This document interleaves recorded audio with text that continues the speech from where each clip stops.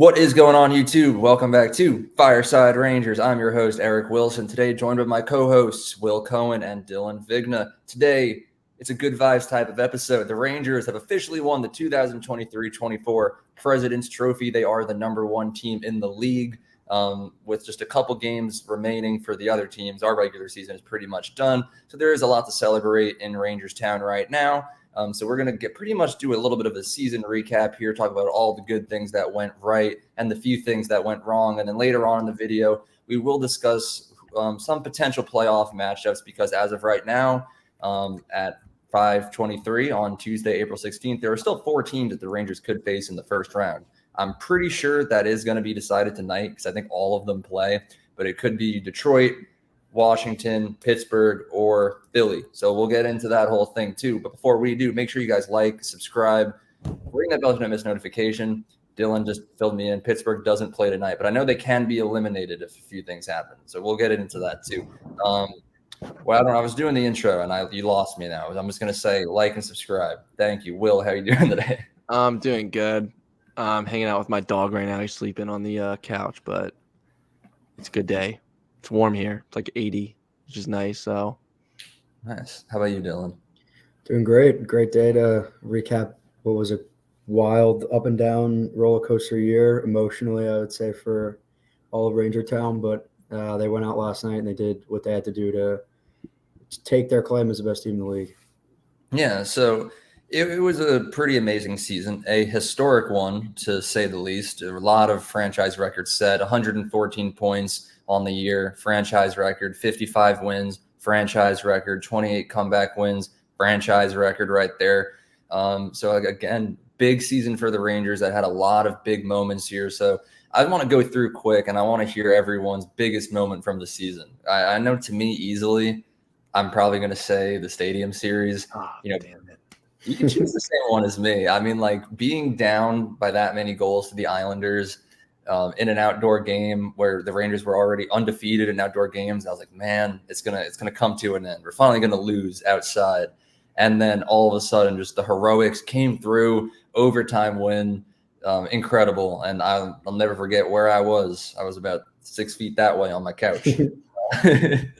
But incredible game. That's easily my biggest moment for the year. But Will, I know it sounds like you might have had the same one. Yeah, I mean, I was there. That was easily the best game I've ever been to. That environment was so crazy. I didn't even feel like I thought it was going to be cold. It wasn't cold, but I had 3 Islander fans sitting behind me, and all of them left before they even called it a good goal on the ice. And that was such a great experience. I had so much fun there. I got posted to the NHL's all their social media pages after that too, which was really cool. So yeah, the Stadium Series is easily the best moment from the season. You know what? You guys were at the game, so Will, I'll let you have that moment. I wasn't at the game. I'll switch on the game that I was at. It's for me. I'm going to switch it to Panarin's hat trick in Tampa Bay because I was at that game. And like right before the game started, I jokingly posted on my personal social media page, said Panarin hat trick inbound. Yep. And then he did it, and I went absolutely nuts. I was like up in like the nosebleeds at Amalie Arena by Rangers fans. I was just high fiving everyone, and it might not have been the biggest moment of the year, but it's my personal favorite because I conjured a Panarin hat trick. But Dylan, I'll let you give yours. So personal favorite. Also, I was at the Stadium Series. That was unbelievable. Just the whole day, atmosphere was crazy. Fans. Just I don't know if I'll ever go to something like that again. Definitely my favorite, but I think the biggest moment of the season happened on Saturday afternoon with about 5 minutes left in the game, and it was Artemi Panarin coming through with goal number 48 at the time, because if he doesn't score that goal, they do not control their own destiny and don't have the opportunity to win the game yesterday and let them get all the good stuff that we just brought up. Probably would have been playing Tampa round 1. Maybe even play the Islanders, which is 2 teams that we all said we wanted to avoid. I think as far as big moments late in the year, that goal off the faceoff was sensational, but as big a goal as you could have in game 81. But I think it came late. I think, we led the division since mid-October, I think it was, since right at the onset of the season. To choke it, game 81 or 82 would have been catastrophic headed to the playoffs. And I think that goal was as big a goal as you could find this year for me. Yeah. And that goal was beautiful too. Oh, yeah. Oh, yeah. There were a lot of big moments here. I know, like we just talked about the Stadium Series so much, but a couple honorable mentions. You know, the line brawl that happened recently. Yep. Aaron hitting 100 points. Connor Mackey coming back from the dead. Connor Mackey, Igor Shesterkin just popping off right after the All-Star break. Yep. Even like another thing about the Stadium Series that we didn't even talk about, it was Matt Rempe's NHL debut. Oh yeah, gloves there too. A lot of incredible things that went on. Mm-hmm. Even just last night, Igor Shesterkin posting a shutout to clinch the President's Trophy for the first time since 2015. A lot of big moments there that we could probably sit here and talk about forever. But I want to get into some regular season awards. You know, the Rangers made their official picks for their team awards, and I'm curious to see how we feel. I think the biggest one that we all might agree on is team MVP. You know, it went to Panarin. I think it should have been Panarin, undoubtedly. Yeah, no doubt. In agreement.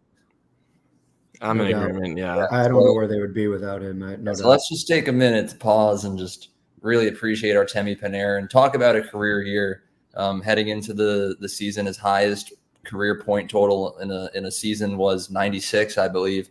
All of a sudden, he finishes with 120 points, second most by a Ranger ever, only behind Jaromir Jagr, who had 123. So he was pretty close to beating that record. 49 goals, so close to 50. I thought it was kind of funny last night. Like the Senators didn't end up pulling their goalie because they were down by so much, but Panarin just kept ripping every shot that he could. He had 17 attempts. Yeah, he said that. Yeah.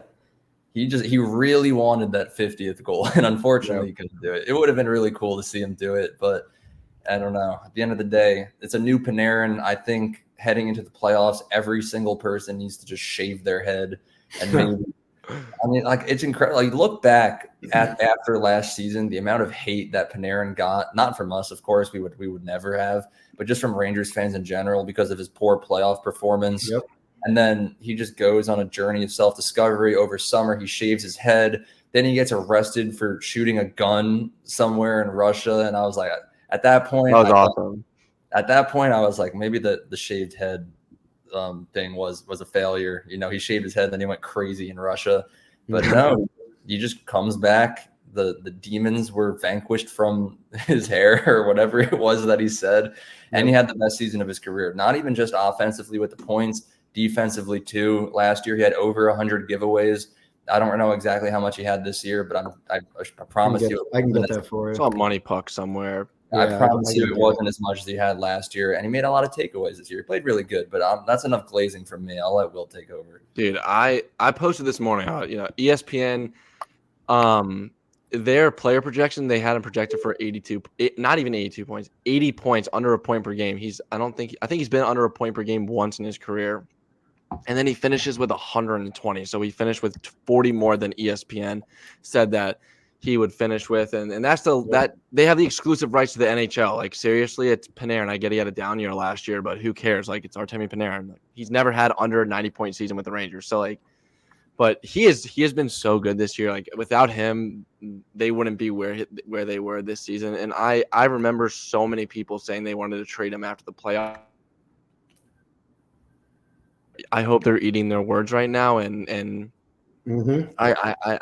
I don't know. I can't even talk about that, but I love Panarin. He's my favorite player. He's been my favorite player since he's come over. So, I mean, he's such a special player.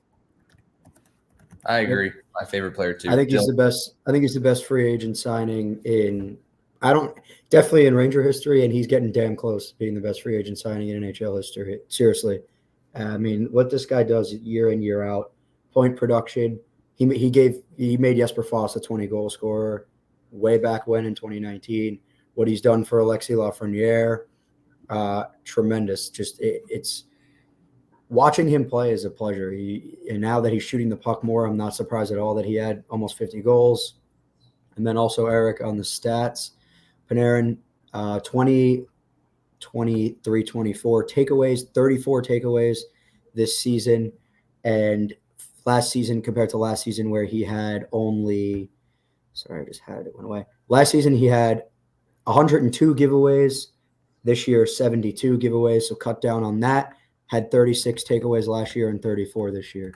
So that ratio is much better this season. I think a lot of it has to do with Peter Laviolette trying to get him to be, a line-to-line player, shoot the puck when you have a chance. He's always had a great shot when he was in Chicago and even in Columbus. He just chose to be a pass-first guy. But the Rangers need him to be a shoot-first guy. They need him to be deceptive because if you're pass-first, they can cut. But now if you're able to shoot the puck and also pass the way he can, I think it's a huge asset for the Rangers. It makes him that much more dangerous. Like last year, like Absolutely. Gallant was just like you could. The last 2 years under Gallant, he would just pull out. He would enter the zone and pull up at the blue line and look to pass. And now he had 461 shot attempts this year, which is an insane number. Insane. I think his the second highest in his career was like 396. So like, I mean, it's six attempts per game roughly, which is going to score a lot of goals. Yeah, the guy is freaking insane, and 49 goals and 71 assists. I mean, come on, that guy's a freaking even while doing that, you would think you'd have a low shot percentage, 17% shot shooting percentage, which is insane. Shows you how accurate he is. He really is. He's incredible. And Dylan, I know you mentioned Peter Laviolette before. Just quick round of applause for Laviolette. Absolutely. Really just saved this team, brought it back from the brink of death right there. He brought energy. It was an energy. It makes you wonder, what was Gerard Gallant doing? I mean, I know the whole thing that happened with Panarin last playoffs, it was all Gallant's fault. It's been brought up recently where Panarin doesn't even want to talk about Gallant. Reporters have asked him, and he's just I'm not. He's I don't even want to talk about the playoffs last year's playoffs in general. Yeah, he's I'm not. I'm done. Artemi Panarin is a man on a mission to redeem himself this year, and whoever we end up playing in round one should be horrified of what Panarin is about to serve to them. Yeah. But I don't know. Oh, I'm sorry, my dog's barking. No worries, Will. But so that was a little bit of a lengthy discussion on our team MVP award. Another player that you mentioned, Dylan, who's going to be the recipient of this next award I want to talk about is Alexis Lafreniere is my nomination for breakout player of the year. I mean, the Rangers don't really have a lot of options here because, you got Rempe. Kakko had a great year defensively at least. But, I mean, just take a look at Alexis Lafreniere, another perfect case of what was Gallant doing. A player drafted first overall in 2020, never really had a chance to prove himself because he's always buried down on the third or the fourth line. All of a sudden, Laviolette comes in and says, all right, kid, you're playing with the stars. Here we go. Here we are 82 games later. Alexis Lafreniere is almost a 30-goal scorer. I'm pretty sure he hit 50-point mark. Yeah, he was almost at 60. I think he got to 58 or 59. Yeah, close to hitting 60. And it's making all the haters shut up. I mean, all the time, people are like, Lafreniere is a bust. He's terrible. Whoever Hughes better. I don't even know who was drafted after Quentin Byfield. Was drafted Byfield. But I'm just no, he's not a bust. He was just never given a chance to show what he's made of. All of a sudden, I know, Dylan, you just said, look what Panarin has done for Lafreniere. Let's take a look at what Lafreniere has done for Panarin. Absolutely. That's the best forward. That's the best winger he's played with on the Rangers. Exactly. I mean, both of them, they were like we said a few episodes ago, symbiotic relationship. They both had career years. You take one of the two out of that mix, they're neither is hitting the insane personal strides that they've had. Panarin, Lafreniere, I mean, even Trocheck too on that line, absolutely incredible. Lafreniere, I love you, and his contract expires after next season. I think it is next season. So he might have a payday coming up if you can replicate what he did this year and build upon it next season. It's going to be insane, but I don't know. He's my breakout player of the year. Beats out Rempe and Kakko, and I guess Hedl too, because Hedl played 2 games by a long shot. I don't know if you guys agree or if you have any different. I think Lafreniere is the obvious choice. I think there's another one. Maybe he doesn't, get my vote necessarily, but Braden Schneider needs to be talked about. That's what I was going to say. What Braden Schneider's did this year is steady. When Trouba went out for those 2 to 3 weeks, he was extremely impressive. In fact, he's playing with Miller now. He's shown an ability to play offense, get up in the rush, had the big goal against the Islanders as well. He can block shots, he can hit, he can do everything that a well-rounded NHL defenseman needs to do. I think he's an asset for this team that years past that, fifth or sixth defenseman, where you got guys like Anton Strom and Mark Stahl, and no offense to those guys, but there was always a flaw in their game, whether it was skating ability, offense. Schneider can do everything. He does it very well. And if you can do that kind of stuff and not be – if you're a 5'6" D-man, you don't want to be always talked about. You want to fly under the radar. And he does that extremely well, and I think he does an excellent job. I think he needs some credit for what he did. I agree. Will, wait. Before you go, as Dylan mentioned, the other he who shall not be named, we already the first he who shall not be named is Ryan Strome. We don't talk about him on this channel. But the other one, my boy, Mark Stahl. Shout out Colin. You guys remember Colin. He's actually coming back soon. He's going to be a full-time co-host with us again. He knew how much I hated Mark Stahl and how he was my least favorite Ranger ever. So for Christmas, he bought me a signed Mark Stahl puck. So thank you, Colin. Hey. I always say it's the best and the worst Christmas gift I've ever received in my life. But sorry, as soon as I heard the name, I had to go grab it because I don't think I've ever shown it on this channel. Oh my god! But Will, you can start talking. That's an awesome puck. I hated Mark Stahl. I actually almost cried tears of joy when I remember where I was when we traded him. I was so happy. He was terrible for us in the back half of his career with us, but. I was going to say Braden Schneider too. I mean, he doesn't have my vote because it's obviously Lafreniere, but Schneider has been very, very steady for this team. And a lot of people were hating on him at the beginning of the season. And when Trouba went down, like Dylan said, he came up and he showed why the Rangers picked him when they traded back up for him in the 2020 draft. I mean, the kid has offensive talent. He's starting to join the rush. He really never did that when he was with Gustafsson. And he's showing his value. He's proving his value. And we basically bullied the Rangers into putting him back up with Miller because those two played the best hockey of their career when they're together. And it's awesome seeing them, get that role going into the playoffs. So I'd say Braden Schneider is another one. But yeah, Alexi Lafreniere is definitely my vote. But Schneider has been awesome this year. Yeah, I have to agree. I know when I gave my opinion, I really only talked about Lafreniere, but shout out to Braden Schneider. You've done incredible, and I'm very happy for you. The last one that I want to talk about is not one that we're making up, the Stephen McDonald Extra Effort Award. We already know it went to Vincent Trocheck. I know I submitted my vote for Trocheck, so I was more than happy to see him win. I think he was very deserving of it, but there was a few other players that it could have gone to, like Panarin easily could have gotten it. Jonathan Quick could have gotten it. There's a lot of different, honestly. Fox, Schuster, anyone could have gotten it, but I did vote for Trocheck, and I'm more than happy that he won. But I don't remember if I asked this to Will last time. Did you give your opinion on it?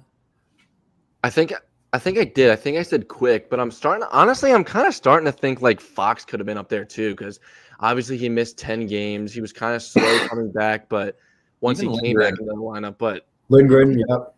He's a point-per-game defenseman. He had his third straight 70-point season. No other defenseman in the NHL has done that. Or not in the NHL, but in recent history.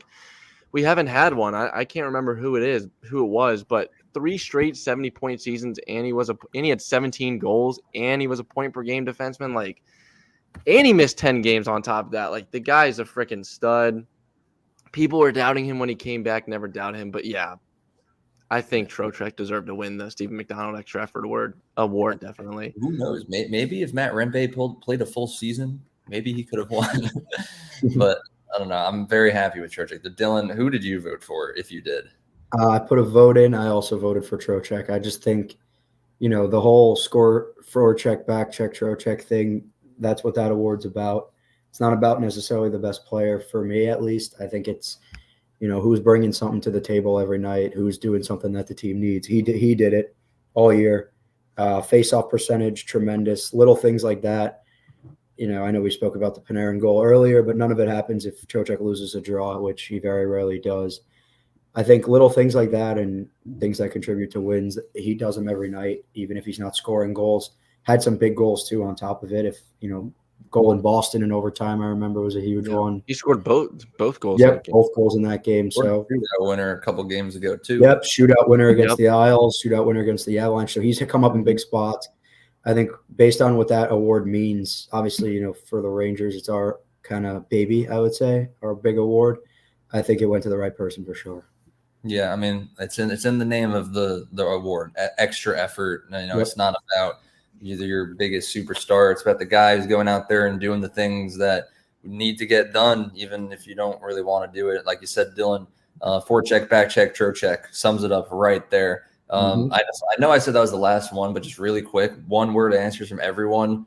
The Rangers Vezina Award, Shesterkin or Quick. I'm going with Igor. Glad we're all in agreement. I know there's people out there who might argue that Quick had a better season, and while his season was perfect, I still got to give it to Igor. But shout out Jonathan. Yep. I know he won in real Rangers town. He won the Players Player Award for, I think, what was being a great teammate. Good locker room guy. Yeah, locker room, which is so deserved for him. He's awesome. Agreed. Shout out to him. Man came to New York and revitalized his career and might win his 4th Stanley Cup with us. Yep. So absolutely incredible season from him. But let's kind of transition away from the regular season now. Had a big discussion about that. This video is already longer than I thought the whole thing would be.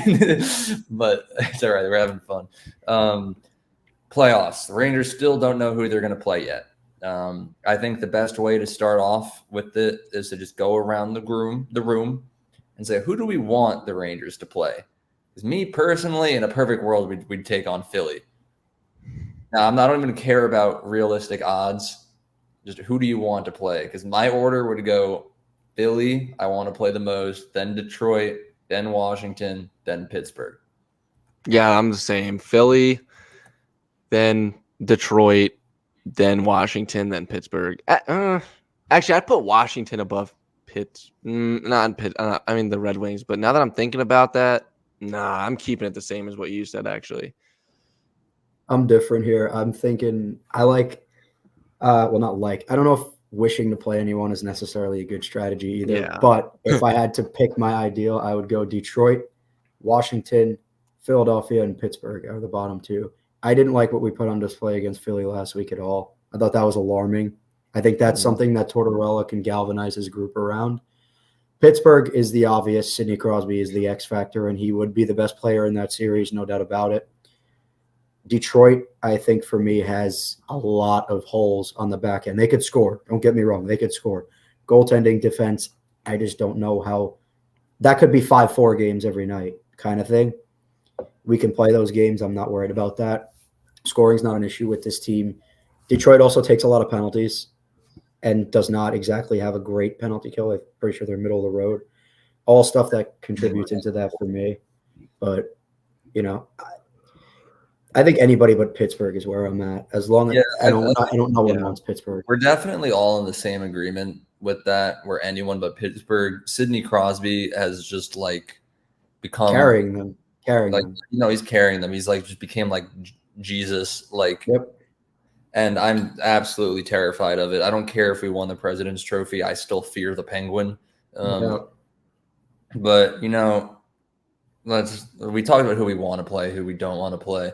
Realistically, what do we think is going to happen? Because there's, it could be decided tonight. I know if Washington wins tonight, it's over. Yeah, nobody, no matter anything else does.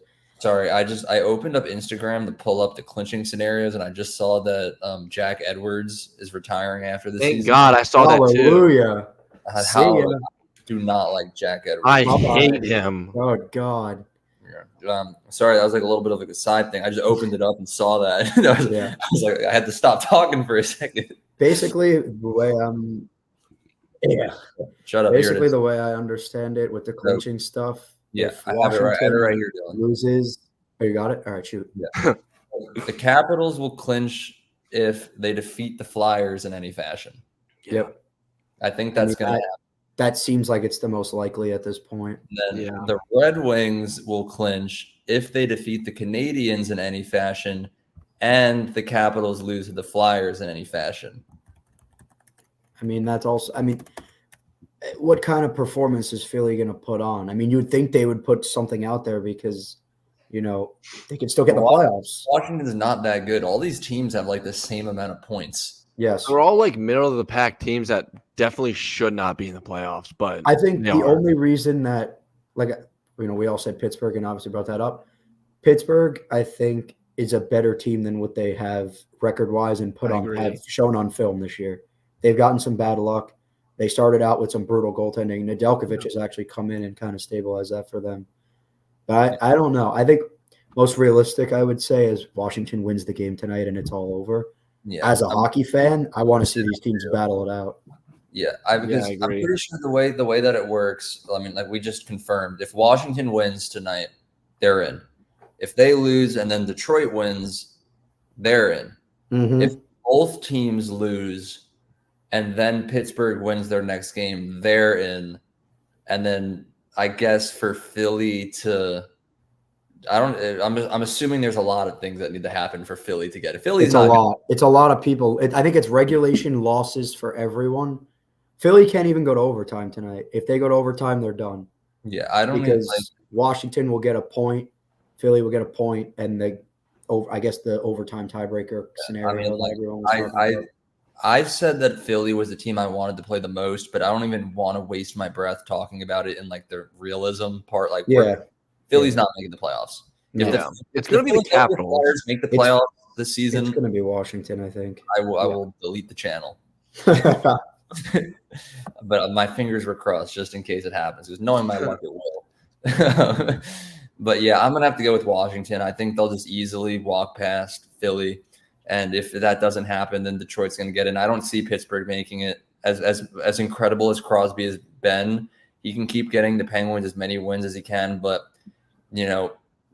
the Red Wings would have to lose to the Canadiens and the Capitals would have to lose to the Flyers. Maybe one of those two will happen tonight. Yeah, but I don't see both. I don't see both happening either. I don't see both.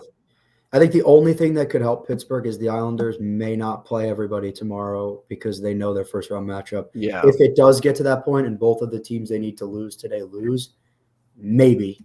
But I don't know if that's. I don't see it happening. Yeah, I don't see both of those teams losing. Yeah. I don't think Montreal is going to beat Detroit. Not after last night. I had them on the ropes. I hope Detroit makes it in, honestly. Me too. I'd rather, even though I'd rather play Detroit, I'd rather play Detroit than Washington. I think I can say that. It would just be cool, like an original six team. Hasn't been in the playoffs in a while. Patrick Kane, revenge tour. God. Igor would just destroy him. Dude, Detroit. Rembe will break that hip. Yeah. Detroit is right around middle of the pack in the PK. I just wanted to make sure I was right here. They are, where are we? 15th, 79.3%. So nothing to write home about. Yeah. Special teams wise. Yeah. So, we will see what happens. I'm about to wrap up. Does anyone have any last thoughts before I do the outro? I do have an important update to give the fans in the outro if you're still watching at this point. So stick around too. Don't just click out. All good for me. Will? No, I'm good. There's my doggy. Dog update. Yeah. But okay, that wraps up today's video. Just special message to all of the Rangers fans that are watching right now. With the playoffs starting in just a few days, I assure you, the content coverage is good. It's going to ramp up like crazy. We're going to make an episode pretty much every single day until the Rangers get eliminated. Tomorrow, we'll probably be doing a first-round matchup projection because I'm assuming we'll know who we're playing by the time we wake up tomorrow morning. So stick around if you want to hear that and all of our first-round predictions and everything. But in order to be here to see that when it comes out, you got to like, you got to subscribe, and you got to ring that bell so you don't miss a notification. If you're watching us on Apple or Spotify, be sure to give us Will, how many stars? 5-star review. Leave your thoughts down in the comment section below on everything we talked about. It was a little bit of a lengthier episode today. We handed out some awards. We talked about our biggest moments, who we wanted to see play, all opinion-based, and we want to hear yours. So please leave that down in the comment section below. Lastly, be sure to follow us on all of our social media platforms at Fireside Rangers on Instagram, X, and TikTok. I promise you, while the content might be ramping up here, it'll also be ramping up over there too. Had some pretty good posts out on the Instagram today. Once again, thank you all for watching, and let's have a phenomenal 2023-2024 Stanley Cup playoffs. Have a good one, and let's go Rangers.